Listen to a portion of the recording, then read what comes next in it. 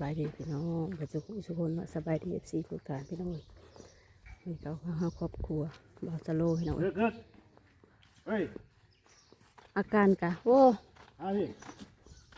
กระเพาะขึ้นบ่เฮานี่เป็นดินเป็นเวียนลงมาลุ่มพี่เด้อนั่นไปอยู่เทิงเฮือนน่ะลงมาลุ่มพี่ถ้าลงมาดมอูดอันนี้บ่ขึ้นไปได้มันฮ้อนนี่พี่วางในพี่ซะไปนั่งอยู่เตียงนี่แหละมานั่งโอ้ไปเฮ็ดกินยังอ่ะนี่ต้มผักชั่วโมงหนึ่งเลยติปาดโธของกินเที่ยงเขาบ่อันนี้เนาะหรือว่าจังใดมันควันนะ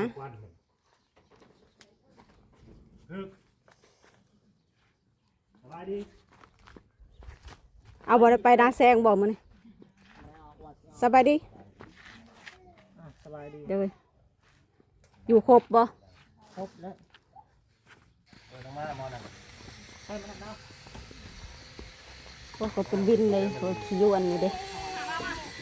พวกคิวอันไว้ปลาลุงอะไรสบายดีดอกกระเพาะส่งบ่ได้ใส่ให้แต่เสือใส่ไปเชือยาวนั่นแหละวันนี้เอาในใดก็ส่วนทางหนังส่วนนะตอนในไล่งานไปผูกผนังส่วน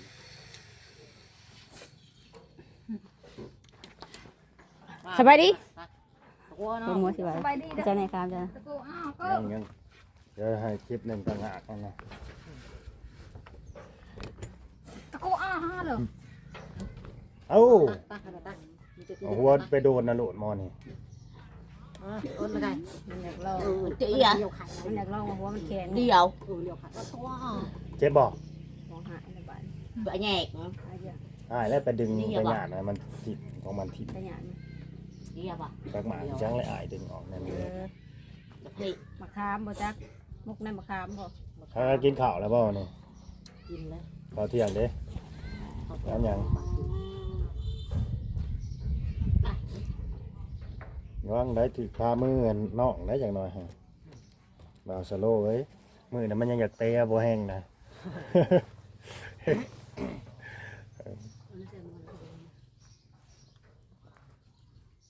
หมอน่ะเป็นยังบ่สบายบ่สบายไอ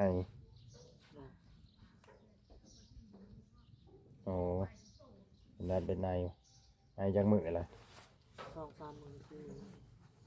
2-3 มื้อ4 มื้อวายว้าวได้ก่อนเดียวนี่2-3 มื้อ4 มื้อได้บ่ได้มาเมื่อวานนี่ลงมาแม่แดงลงมาแดงแม่เราวัดธรรมดาเลยบ่เราอะไรวัดใหญ่ดอกวัดธรรมดาลงมาเด้อใครอยากได้เงินนะเด้อลงมาแล้วบ่ให้ได้ยังมันอ่ะเนาะสมิงเนาะโอ้ยเดี่ยวไม่เคยหืมบ่ไปจนบ้านนาคามันธรรมดาเห็นอะไรเลี้ยวเสื้อมันดังดาวเมื่อเดี๋ยวพูดเดี๋ยวเอาปุ้ยเด้อจะอดจารออยู่ตุ่นมนะเสือตัวนี้นะมือนะผู้เสือตัวนี้นะมักแต่แท้ใส่แต่มือนะผู้นั่งลงสบายดีปลาลุงสบายดีนี่มาเตะฮะบ่ใส่โลดมันใส่มักกระใส่มันงามดิมันงามใส่สักกับบ่สักไอ้สักกับบ่สักส่งตัวนี้ก็สิแมนใส่ไปขึ้นดีซี่เนาะน้องแดงเริ่มขาดเลยมันตุเลยมันขาดมันสอยปลาลุงขายได้ขายแล้วบอกกี่ซี่เลยเราขายแล้วได้เงินเท่าใดมาจากประมาณใช้เงินขายกี่ซี่นะมาเบิ่งดูมาโซ่มึงดูสดปรงนะอ๋อจักปรงให้มันขึ้นเฮือนะก็ฮักก็ติดประตูอู่ตัว30บ่เป็นปึกอยู่30บ่มันได้นะเป็นปึกอยู่รีอู่กายบ้านกันนั่งเด้อไปดังไพ่หันไปไว้มันชุกไปเด้อน้องไปดังไพ่ให้สิกินข้าวนะ ถอยนั่นกันเป็นเตียงเพราะว่านั่งเด้อ ข่อยมากินข้าวเที่ยงว่าซั่นพากันไปหาหยังมื้อนี้นะมากินเที่ยงนะบ่ได้ไปหาหยังบ่ ไม่ได้ไปหาปลาแต่เมื่อวานนี่คุณ ไปเมื่อวานก็กินเบิดแล้ว กินปลาหาหมดเมื่อเช้านี้ อืม เล็กน้อยไปเก็บมะขาม บ่สโลเด้ตั้งใจว่าสิเฮ็ดหยังมื้อนี้ มื้อนี้ว่า แม่น ออกข้ามแล้วมื้อนี้ ออกทานอ๋อ เราออกข้ามอยู่ โอ้น้องเคยออกท่า เอาไว้นะเด้อประยุกต์ น้องเคยกับน้องสาวบ่ออกท่าสวยกันบ่อืมออกจากเตามื้อนี้ ประมาณเตาหนึงนั่นแล้วมันบ่หมดแล้ว อืม เตามันละประมาณ70 80เตา เตาหนึงน่ะเฮ็ดจากเตาอ่ะน่ะ สองเตาแล้วมันบ่ไหม้ เอ ปัก อ ได้ เออ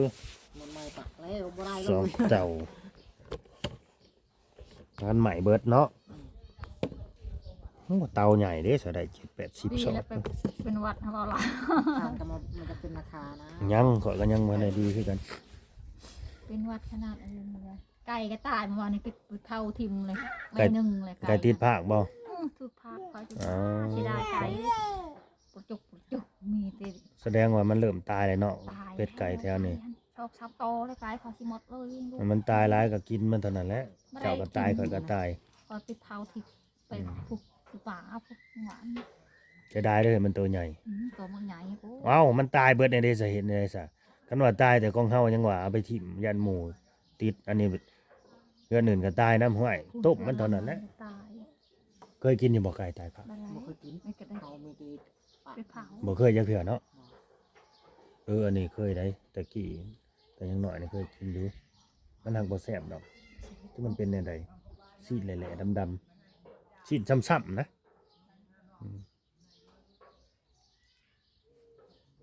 มื้อนี้มีข่าวดี มาบอกน้องแดงเพิ่นแม่ฮักนั่นแหละผู้ที่เพิ่นฮักเพิ่นแพงเพิ่นเมตตาหั่นแหละ นี่เบิ้งลูกหันมือหัน มือเป็นหยังอะนะ อันนั้น โอ้ที่ว่าประตูหนีบแต่มือนั่นน่ะบ่ ดิเห็นบ่ เล็บออกเลยบ่ ออกเลย มันอย่าพอให้มันอย่าไปปลายเลยก็ได้ มันยังโฮมน้องอยู่อันน่ะอุ้ย คอยก็ติแนบไปหาเกิดจะคอยหายปุ๊บปูมือประตูใหญ่ มันเจ็บ อะไรเบิ้งจะ มันบวมมันเน่าปานนั้นติอันน่ะ คอย ขนาดมันแมวเบิ่งคาเบิ่งเด้อสิเด้อ เว้ามันสิให้แล้วบาดนี่บ่ได้ใส่ใส่ยายังติ งมียาเอาไปซื้อ มืออันสมิงพี่น้องเอ้ยเด็กมันเน่า มันคันนี่ ดู มันคัน ประตูนี่มันลอกน้ำบ่ฮะ อย่าว่าให้มันหายนะจะหน่อยมันหายถอดละถอดมันดี มันบ่เป็นหยังดอกมันฝืนคือหยังนี่ เออ เฮ้ยเนาะเขาเอาแนวไปหัดหน่อยบ่จังอ่ะมันเลย บ่มันหักได้อะกอกกูไปโอ้ เฮ้ยจะยุ่งดังไปเอ้ยไปเอ้ย ไปยุกอะไรอุ้นบัดกันหรอโอ้คนเกิดไปหาคนเกิด เฮ้บเอ้ยยังเฮินเฮ้ยเฮ็ดพอได้หัวน้ำหมอแล้วมาเนี่ยเห็ดในใดเนาะแซ่มันเห็ดให้เบิ่งมันสิได้หัวน้ำบักคือภาษาไทยเพิ่นเรียกว่าเด็กพิเศษได้ เด็กพิเศษก็คือแบบกันภาษาบ้านเฮาก็ว่าคนบ่เต็มอะนะภาษาไทยเพิ่นเอิ้นว่าเด็กพิเศษต้องดูแลเป็นพิเศษแบบญาติมันไปเฮ็ดนั่นเฮ็ดนี่เฮ็ดแนวเฮาบ่คาดคิดบ่ได้จักทีมหยังเนาะเวลามันอยากเฮ็ดมันก็เฮ็ดนั่น คิด น่ะ ไทยใช่ไหมลูก เวลาอยากตีมันก็ตีห้ามไปโลดนะ เทียบไทยใช่ปะ คือคนไทยนี่เพิ่นต้องเบิ่งตลอดไว้ขาดสายตานี่เว้าเรื่องฟืนเรื่องไฟอยากจูดให้ใส่ก็จูดเลยเวลามันนั่นน่ะเรื่องผ้าคือกันนั่นแหละระวังกว่า แต่มันเห็นแล้วมันฟันคอซุมเจ้า สิไปหายบ่ได้เด้อฮะ เสื่องเอาไว้ เสียงไว้ โตคนดีเสื่องเอาไว้ อืม อย่าสิเพ้อน้ำมัน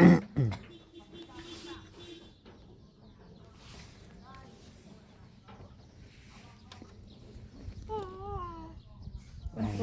ใช่เนาะโทรมาเนาะ จะจ้องนั่ง ไปเอ้ยพ่อแม่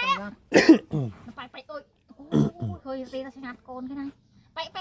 โกน ขายแล้วบ่มะขามนะปอกปานปอกมะขามนะ ข ายแล้วช้อน ได้เท่าไหร่น่ะ ได้60 ได้60,000เบิดแล้วบ่เงิน60,000 หมดแล้วไปใส่ทายา ค่ายาไผ ยาเป็นหวัดนี่แล้ว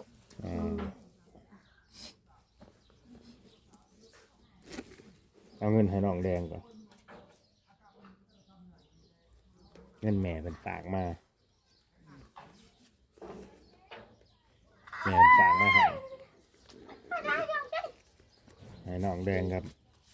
อ้ายเพิ่นตอนนี้ไล่บ่ได้เด้อ โดน ได้นำกันนี่แหละนี่น่ะเอาสาโล อยู่ดีมี อันนี้เพิ่นฝากว่าให้ไปซื้อปุ๋ยเด้อ โดย ซื้อปุ๋ยใส่หน้าก็ไปตื่มกันนั่นแหละอันนี้ของน้องแดง นมเอ็ด ขอบใจเลย ขอบใจ โอ้คือจับไว้จะปรับโลด ให้อยู่ดีมีแห้งด้วยลำร้อย มันเกลือจับอ๋อที่ไหนไปจ่ายตาปรับ เท่าไรหาเจ้าวะ มาแล้วจ้ะนม ไม่ได้ยังไม่ไปหรอก นี่ลูก ฮู้อยู่บ่เงิน เรื่อง มื้อ ไม่ เล็ก ได้ เนาะ ไม่ได้3 แสน อืม ใช่ขอต่อเอาแล้วก็ต้อง บ่ต้องไปซื้อเสื้อผ้าอะไรก็บ่ต้องไปซื้อสิ่งที่บ่จำเป็นเด้อ โอนดอก เพิ่นให้ซื้ออยู่ซื้อกินแหน่อย่าไปหมกใส่แต่ยาสูบเลยเด้ จะกระจายตักสายเด้อ เพิ่นว่าคันเป็นไปได้นะให้อยากให้ออกเด้อยาสูบน่ะ แม่เพิ่นเอานะสิออกได้บ่บ่แดง แล้วเขาไปไล่ นี่แหละหนุ่มไอนี่แหละแล้วสิเป็นปอดนี่อย่าลาย สูบติดสูบต่อลาย ก็ให้ปะอย่าสูบนะ เพิ่นให้ป้ายาสูบสิป้าได้บ่น้องแดง โดยปนการน่ะ ป้าได้บ่เอ้ย จะมี กับปากแล้วแต่เฮ็ดให้ได้มันสิโดยสิซื่อได้อเฮ้ย ปะได้โมปะโมได้ได้จับ เอ ได้ อ เขาจับได้บอกให้มันยาก จับอีหลีหั่นแหละบ่ได้ว่าให้ญาตินะว่าอีหลีนี่แหละ ว่าลีได้จับได้กระจายปะเงินสะสายของคันจะเป็นจังจ่า เป็ ย นไข่คอยให้ชักเป็นคันนี่นะ ใช่ ไปชั ซั ก กเวลาซัก ซื้อยาซื้อ ซื้อ เย ยา อะ มารักษาเจ้าของนำ มีเงินไปจ่ายถิ่นนู่น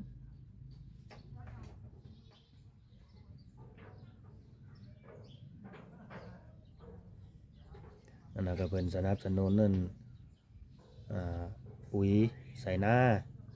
อันน่ะตื่มคันนั่นแหละกับน้องเคยน้องสาวเผาถ่านเด้ซะรายได้สิว่ารายได้หลักๆก็แม่นคือเผาถ่านแม่นบ่พอได้เงินแบบว่าพอได้ทุนนั่นซื้อปุ๋ยหรือว่าซื้อน้ำมันเห็ดหน้าแซงนะพี่น้องเลยนอกจากเผาถ่านเลยก็คือสิบ่ได้หาทางอื่นแม่นบ่ทางนั้น มีจะเผาถ่านไม่มีเนื้อหาอยู่คุณ เผาถ่านนี่ไม่เจ้าของเองบ่หรือไปซื้อเขาอีก ไม่เจ้าของเอง ไม่นะเคย เขาแบบว่าหน้าเขามีป่าหลายแบบนี้บ่ โดย เลยตัดน้ำใหม่เจ้าของ ไม่เล่าเองเลย อืม ทานกันมาเป็นราคานะ78เป็นลงราคา ลงอีกเลย โดย ไปส่งเองก็ยังลงอยู่ ลง อ๋อ มันลายเขาส่งลายที่บ้านตึกสันนี่บ้าน อ๋อคนเห็ดลาย โดย เอาง่ายๆเนาะคนเห็ดลาย คนเห็นลาย คันเฮาขายแพงกับบัดเมาของเฮาซ้ำบัดนี้ โดย คันเฮามีลูกค้าประจำใครแล้วก็ส่งให้เขา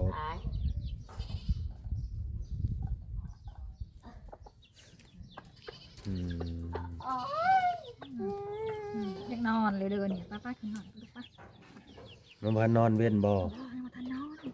มันเก็บมือมาทันนอนไปนอนเลยไปนอนอยู่ไป ใช่พาลูกไปนอน เด็กหน่อยบางไหนเบิดเลย เราป๊บเจ้า ป๊บ แล้ว เห็นบ่มันย่านข่อยได้ ยานแล้ว ว่าแต่เห็นโหลดเข้ามาเนี่ยปุ๊บพอโดดเฮือนก็อยากโดดผู้ใด เรายานแล้วนะ บักป้องไปทางไหนล่ะป้อง ขึ้นบ้านน้องเบนทานซอย โอ้ไปก่อนแล้ว โดน ว่าสินาดไปหน้าแซงยังมือได้แบบ ไปนาแซงบ่เอาทา ฟั น งเบิ่งก่อน แล้ว ก็เอาทานอะไรเอาแล้ว แล้วพ่นจังไหนเอา พังเบิ่งก่อนนั้นจังมือว่าสิให้พาไปแถวบ้านในอิหยังก่อนถงกว้างบ้านนี่ยังนี่นะที่ว่า ต้องกว้างว่ะ บ้านนี่ยังซื้อบ้านนี่ยังแหน่ไปทางนี้นะที่ว่า บ้านท ค วด นคนถูกหลายๆอะนะ อยู่ไส บ้านนี่ยังที่มีบัดป่านี่นะโอ้คำตรงหลอก คำต้องลอง คำ มีลายอยู่หั่น เขาจะเอาเสื้อผ้าไปแจกเท่านั้นอยู่คำตรงหลอกคน ลายคนบ่มีอยู่หั่น คนถูกลายอยู่ คนทุกลายอยู่นะครับ ผัวสาวพรวิไลบ่ได้อยู่หันบ่บ่ได้อยู่คำตรงหลอกบ่ บออยู่ทองกวางมันก็เลี้ยวให้ ทงกว้างในบ้านฝรั่งนะบ่ เออ อืมอยู่จุ่มเจือเท่านั้นเลยบ่ นั่นเลย ผัวเพิ่นน่ะได้อยู่จุ่มน่ะเลย โดย เออ ถึงนะ เพราะว่าเคยไปหลายเถื่ออยู่แถวน่ะแถวบ้านฝรั่งนะ บ้านพลังและเวทอันนั้นบ้านคอยแล้ว ไปหาหลายเถื่อแล้วบักฝรั่งน้อยแถวนั้นน่ะ2-3คนน่ะ เออ แต่บ่ฮู้ว่าเฮือนนั้นผัวเพิ่นกับลูกเพิ่นอยู่ในไสเท่านั้นแหละ บ้านแล้วพอน้องไปยังเห็นเป็นที่ปัวแล้ววะ อืม ลูกยังไม่เห็นแล้วไปหลักกินข้าวของเลยโอ้ยยาแล้ว ยังหลับอยู่ เห็นคลิปลูกเจ้านั่นแหละมันไปคอกระป้อมเป็นตาตาหลักกินข้าวคนคอยเด็ดหน้า ยังหลับ มัน อยู่ ลูก ลุงคือบ่เอาไปนั่นลงถาดน้ำซะบ่กล้าไปบ่ มาไปแล้ว ไปดอกครับคนนั้นนะ เออ มันคืออยู่นะคะ มันเป็นยาเขาบ่ไปไกลนะ มันติดเลยสมบัติ โดย น้อยๆหันใด โดยอะไรก็เต็ดแล้วพอผ่า โพดโพเนาะเสียคู่เสียคน เสียคนแล้วน่ะนะ พ่อพาเป็นเด้ซะพ่อเป็นบ่ห้ามอีกพ่อบ่บอกบ่สอนอีกเนี่ยนี่เนาะ โดย มีแต่เป็นแบบอย่างให้ลูกเป็นตาสงสารนั่นแหละเบิดอนาคตนั่นแหละเด็กน้อย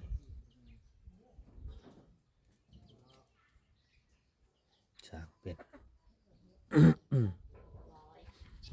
อ่ะพี่น้องเอ้ยเนาะก็บ่ห้องเพลงบ่บ่อยบ่อย มันว่าเกลือเลย เกลืออยู่ไสบ่ บอยเรา อ๋อ สามันนะ สิกินเกลือบ่หั่นน่ะหรือว่าแนวใด ไม่ เอ่อบ่อย ก็ขอบคุญขอบคุณเนาะทางผู้ใหญ่ใจดีเพิ่นนั่นแหละอยู่ต่างประเทศอีหยังฟินแลนด์เนาะอยู่ประเทศฟินแลนด์เด้อชื่อไว้เด้อแม่ฮักนะอยู่ประเทศฟินแลนด์ โดย ก็เนาะบ่ฟังแล้วเพิ่นบ่เบิ่งนะบาดนี้เพิ่นบ่ได้ฝากเงินฝากคำมาให้ได้เขายังดื้อยังดึงเห็นบ่น้องแดง โดย ต้องฟังความเพิ่นเสื้อผ้าก็มันสักแหน่เบิ่งคือมีแต่ยังคืองิ้วไปนอนเกือกอันนี้ใส่ นอนอยู่เฮือน อ่า โอ้มันจะเอาสุดอะ แต่ทรงก็เพิ่นว่าคันมีใส่อะไรก็ใส่ไปบ่ต้องซื้อมาหลายดอกซื้อมาก็บ่สัก ใส่อะไรก็บ่สักต้องซื้อมาดอกเออ ซักแน่ สักโตะที่ใส่นี่แหละพ่อ นี่แหละแพทย์นะเฮ็ดสัวลายนี่ แม่นเฮ็ดสัวหลายนาบก็เอาจักอาบแน่ ขยับขยาวมันสิเขา แดงเข้าใจบ่เข้ามาอย่าเฮ็ดสัวหลายนะก็มาสัวแล้วแต่ว่าแนวใดหึฮู้อยู่บ่คำว่าสัวนี่เป็นคำย่องบ่หรือคำมันคำด่าเป็นคำส้มบ่หรือคำด่าบ่แดงตัวฮู้อยู่ บ่ฮู้ ให้อยู่บ่คือสมมุตินั่นอ้ายว่าเฮ้ยคือสัวแท้หมอนี่ให้อยู่บ่ โดย เครียดอยู่บ่เครียดว่าไปโลดดีบ่เข้าหูข่อยซับ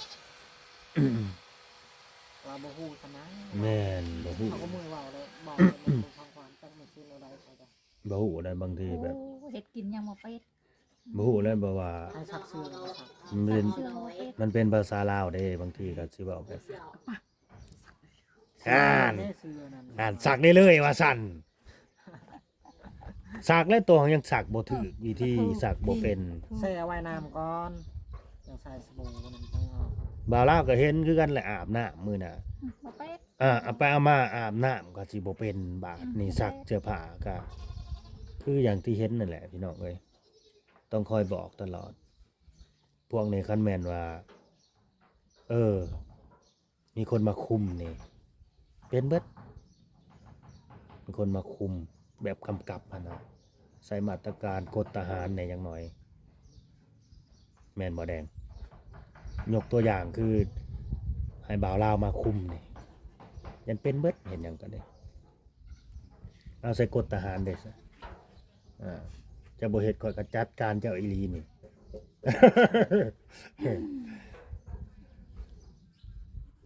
ให้ขอบคุญขอบคุณผู้ใหญ่ใจะดีเพิ่นบาทนี่พากันหนมมือขึ้นอ้ายพาเว้า ก่อนนกแม่นี่นก เอายังไม่แต่งเลยเอาขอบคุณขอบคุณเราให้ดีให้ให้ลำให้รวยให้สุขให้มันให้ดีมีแหงตลอดไปสาธุ แล้วก็แม่ฮักเพิ่นนำผู้ใหญ่ใจดีเอาแดงหนมมือขึ้นนำอ้ายขอบคุณ ขอบคุณ แม่ฮักใจดีเด้อ ใจดีเด้อ ให้อยู่ดีมีแห้ง มีแหง สุขภาพเข้มแข็ง แข็ง อืม มันเงินเด้อลำรวย โดย ปลอดภัยเด้อ ไอ้ สบายนี่ ก็คือน้องแดงนี่ถ้าเวลาอยู่ตัวหน้าเอื้อยตัวหน้าอ้ายมันก็สิบ่กล้าแน่อยากอาย โดย อยากอายได้แต่ถ้าว่าอยู่ตัวหน้าบ่าวลาวนี่มันก็เว้าก็แสดงแต่นี่แบบจะเกินๆให้อายแบบอายเอื้อยอายในบ่หรือว่าจังไดอันนี้บ่แดงบ่ให้อายเด้อ ปลาให้จับเข้ามาที่คุณกระแนว บ่ให้อายจะน้อยสิสัมภาษณ์ไอ้ต่อได้นี่กับมันอ้ายโตหากับไอ้พิเศษตัวหาเจ้าอีกคลิปหนึงมีของมาฝากอยู่สบายดีโดยสบายดี สบายดี นอนเลยสบอมอนน่ะ โ